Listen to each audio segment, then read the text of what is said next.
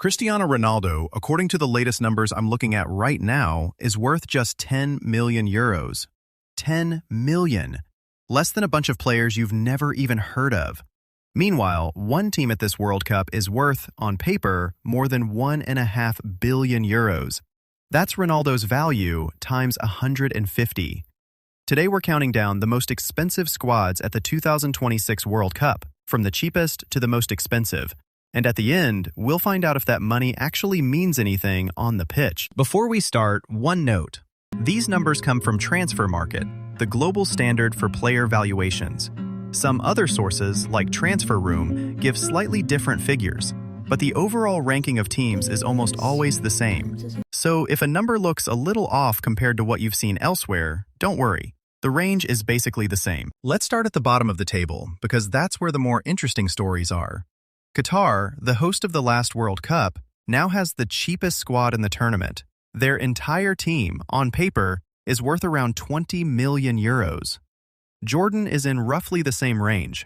New Zealand, back at the World Cup for the first time in 16 years, has a defender worth just 302,000 euros.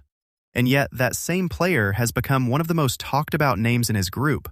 Low value doesn't always mean low impact. Now let's move to the middle of the table, where the non-European sides start to stand out. Ivory Coast is the most valuable team outside Europe and South America, worth around 520 million euros. Senegal and Morocco aren't far behind, both above 400 million. The United States, as one of three host nations, is the most valuable CONCACAF team, worth around 385 million euros, largely thanks to players like Pulisic.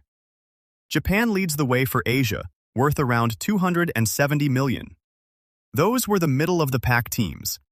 Now let's get to the main event, the 10 most expensive squads in the tournament. Number 10, Belgium, worth around 550 million euros.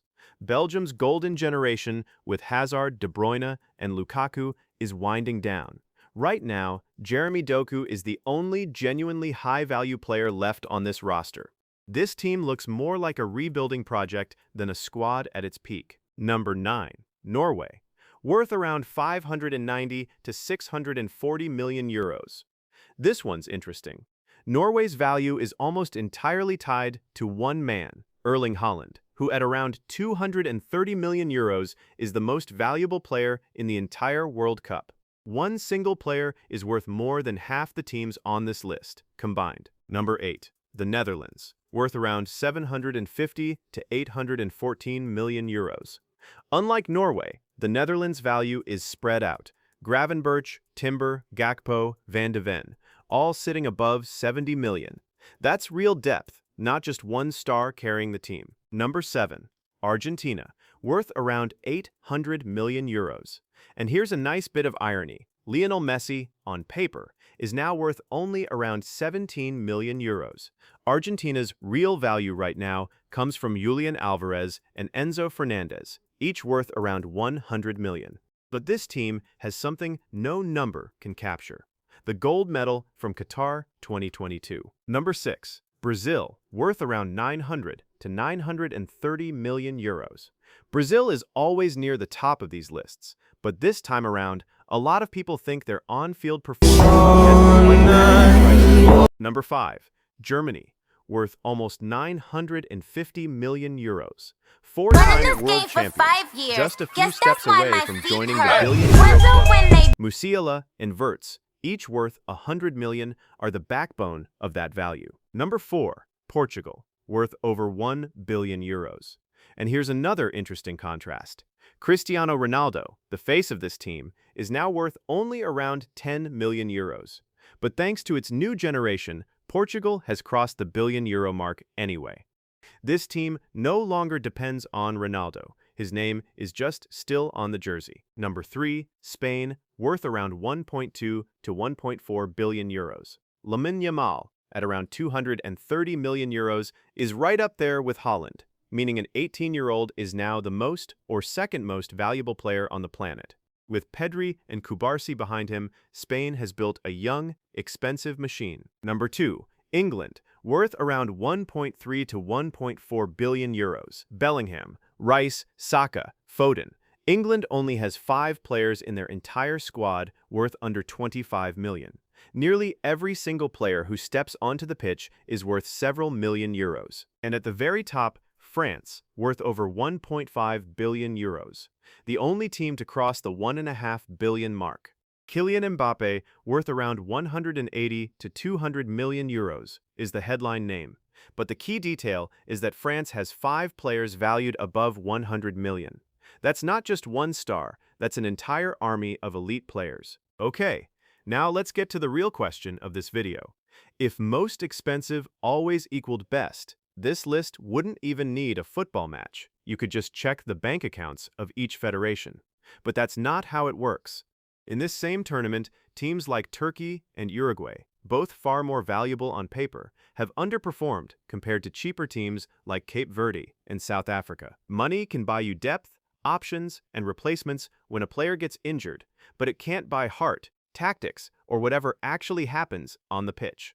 Ronaldo and Messi have become 2 of the cheapest players on their own national teams, and yet no one would seriously argue they're the least important players on the field. So here's the final answer. Market value is a snapshot of the transfer market, not a measure of a team's heart at a World Cup. France is the most expensive, but that's just the opening line of the story, not the ending. Let me know in the comments, which team do you think, despite being cheap on paper, could end up surprising everyone? If you enjoyed this video, make sure to like and subscribe, because next time we're breaking down the best squad at the World Cup, not just the most expensive one. Let's stop here for a second and talk about the 3 most expensive individual players at this entire World Cup. Because all 3 of them are worth the same number, 200 million euros each. Kylian Mbappe from France, Erling Haaland from Norway, and Lamine Yamal from Spain, who is 18 years old. When Mbappe was 18, he was worth 35 million. When Haaland was 18, he was worth 15 million. When Haaland was 18, he was worth 15 million. Yamal at the same age is worth 200. That number alone tells you everything about how fast this market has changed and how rare this kid actually is. Here's a stat that genuinely broke my brain when I first saw it.